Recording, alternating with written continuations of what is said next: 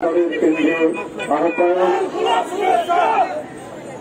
আবুল কালাম আজাদ উপস্থিত রয়েছেন, দলের সংগ্রামী যুগ্ম মহাসচিব সাবেক এমপি, এই দুঃসময়ের একজন নির্ভীক ভাষ্যকার সৈয়দ মোয়াজ্জেম হোসেন আলাল উপস্থিত রয়েছেন, দলের কেন্দ্রীয় নির্বাহী কমিটির গুরুত্বপূর্ণ নেতৃবৃন্দ বীর শরফুল আলী শকুর,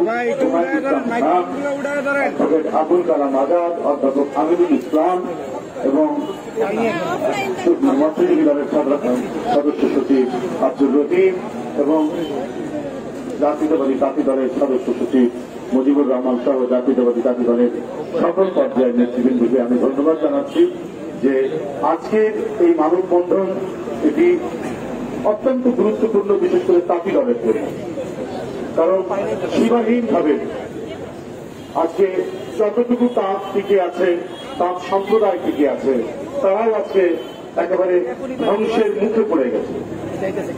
রং সুতার যে দাম বৃদ্ধি করা হয়েছে তাতে আমাদের হাজার বছরের যে তাঁত সম্প্রদায় আমাদের অর্থনীতির একটি চালিকা শক্তি, সেটিকে ধ্বংস করেছে। আজকে সিরাজগঞ্জ, কুমারখালী, নরসিংদীতে এবং বাংলাদেশের বিভিন্ন অঞ্চলে যে টাঙ্গাইল, বিভিন্ন জায়গায় যেভাবে তাঁত সম্প্রদায় যুগের পর যুগ ধরে এদেশের মানুষের বস্ত্রের যোগান দিয়েছে, তারা আজ নিশ্চিন্ত হওয়া। যারা ভারতবিরোধী সরকার, তারা কখনোই মানব কল্যাণের জন্য কিছু করে না। যদি করতেই আজকে আমাদের তাঁত সম্প্রদায় ধ্বংস হয়ে যেত না। একবার ব্রিটিশরা, বিদেশি প্রেমীরা আমাদের এই তাঁত সম্প্রদায়কে ধ্বংস করেছে, এখন ওই বিদেশি প্রভুদেরই প্রতিভূ শেখ হাসিনার সরকার এই সম্প্রদায়কে ধ্বংস করছে। প্রবাদ আছে, যেটা আপনারা সবাই জানেন, যে একটা 22 হাত ঢাকায় মুসলিম একটা উট পাখির ডিমের মধ্যে প্রবেশ করানো যেত। মিশর থেকে শুরু করে পৃথিবীর বিভিন্ন জায়গায় যে মুসলিম যে তাঁত, তার চাইতে উন্নত মানের তাঁত ছিল বাংলার তাঁত। আজকে কোথায় সেই ঐতিহ্য? ধ্বংস করে দিয়েছে একবার ব্রিটিশরা, আরেকবার শেখ হাসিনা। বন্ধুরা আমার, আজকে মানে কত বৈপরীত্য, কত সহবিরোধিতা। আমি গতকালও বলেছি, শেখ হাসিনা যাচ্ছেন জলবায়ু সম্মেলন গ্লাসগোতে।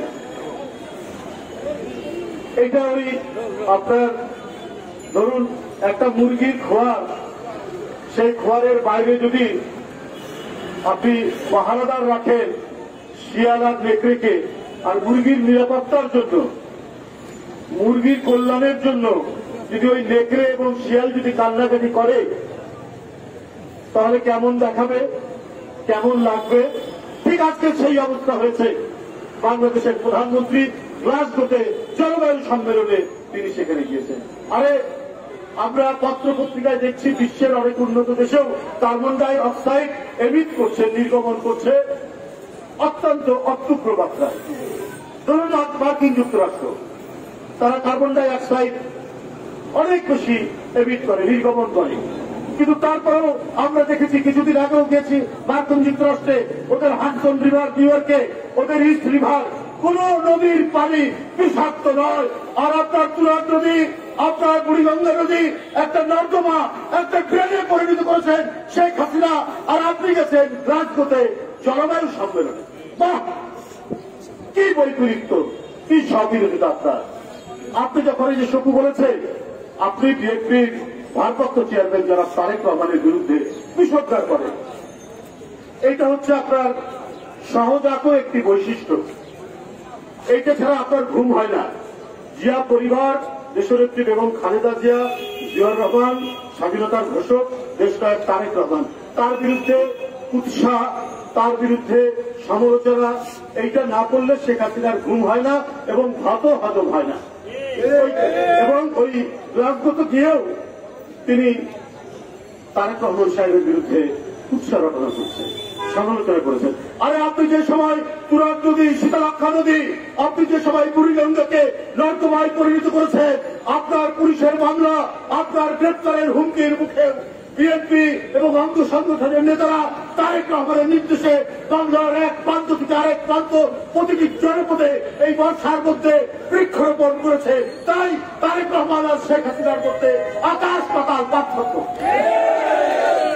আপনি ধ্বংসের পক্ষে প্রধানমন্ত্রী, আপনি জ্বালিয়ে পুড়িয়ে ছাড়খাড় করার পক্ষে, আর সৃষ্টির পক্ষে জনাব তারেক রহমান। এইটাই আজকে প্রমাণিত হয়েছে। আপনি কি বলে যে অর্থের কথা বলেন, তারেক রহমান সাহেবের সুদ থেকে পায়।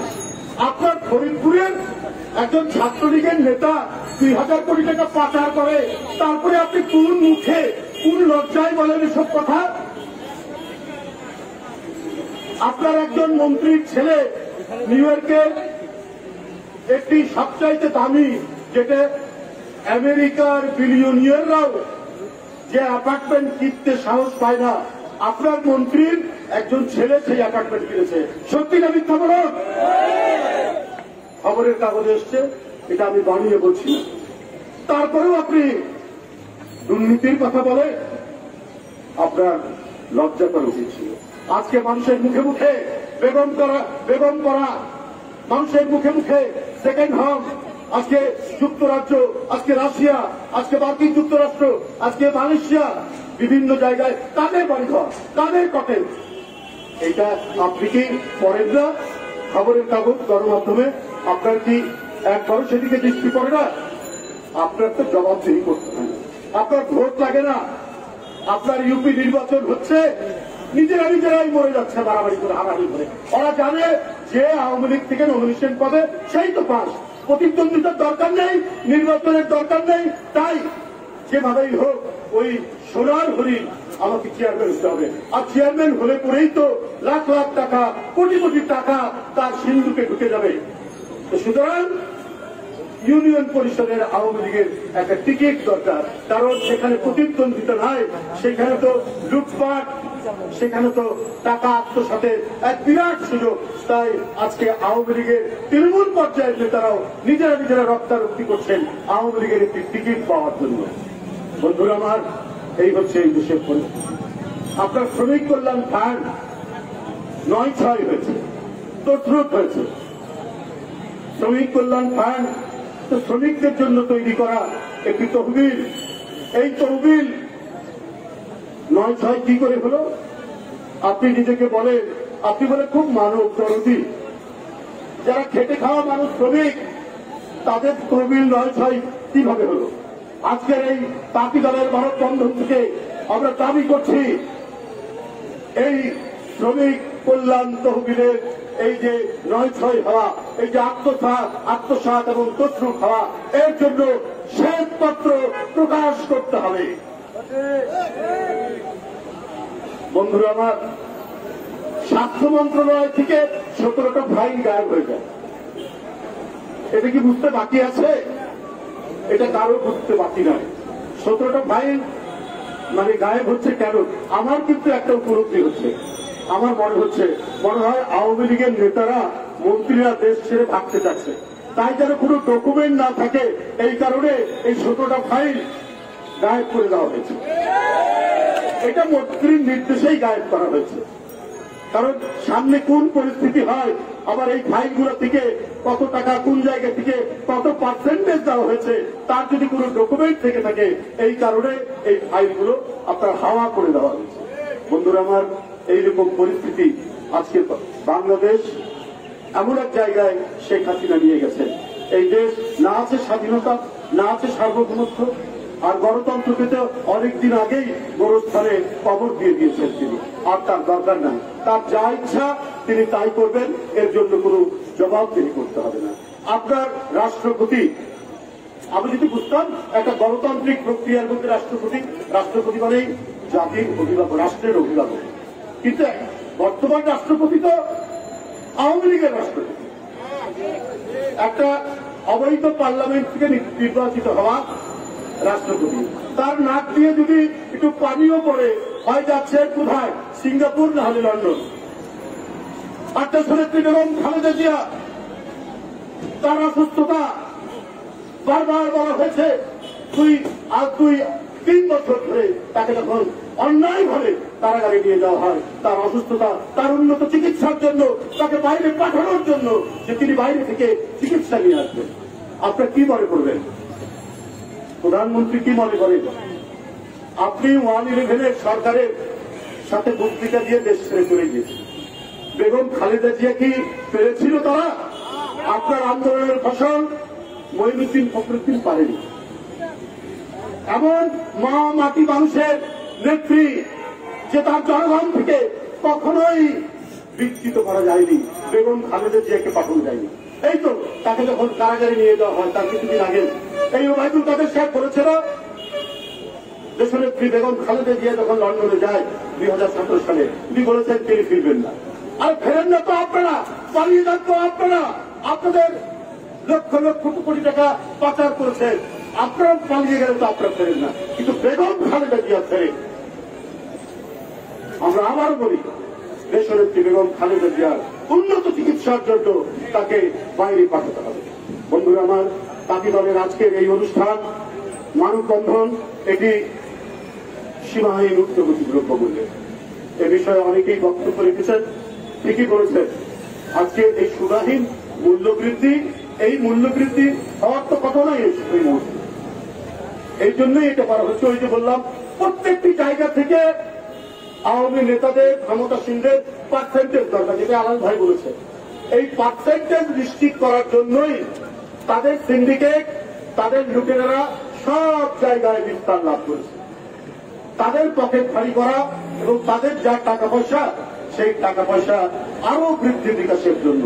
কারণ তাদেরকে তো বাকিটা জীবন বাংলাদেশ থেকে চলে যেতে হয় যে কোনো রাজনৈতিক পরিবর্তনের মুখে, তাহলে তাদের জীবন যাতে আরামে আসে কাটে, এই কারণে আজকে প্রত্যেকটি জায়গা থেকে তাদের টাকা দরকার, এই কারণে তারা টাকা উঠাচ্ছে।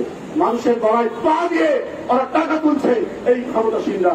ওরা অনির্বাচিত, ওরা অগণতান্ত্রিক, ওদের নির্বাচনের দরকার নাই। তাই যারা টাকা, যারা লুটেরা, যারা দস্যুবৃত্তি, যাদের রাজনীতি, তারা কখনোই জনগণের কাছে জবাবদিহি করতে চায় না। তাই বিনা ভোটে আজকে তারা ক্ষমতার রাজ সিংহাসনে বসে আছে। ওই সিংহাসনে পা ধরে ধুলাই লুটিয়ে দিতে হবে, তাহলে আবার দেশের মানুষের কাছে ফিরে আসবে গণতন্ত্রের সুবাতাস। আপনাদের সকলকে ধন্যবাদ জানিয়ে আমার বক্তব্য শেষ করতে হবে। বাংলাদেশ জিন্দাবাদ। ধন্যবাদ সবাইকে। যারা মিডিয়া ব্যক্তিত্ব আসছেন তাদেরকেও ধন্যবাদ, এবং যারা বিভিন্ন জেলা থেকে আসছেন তাদেরকেও ধন্যবাদ, এবং আজকে জাতীয়তাবাদী তাঁতি দলের মহাসংঘ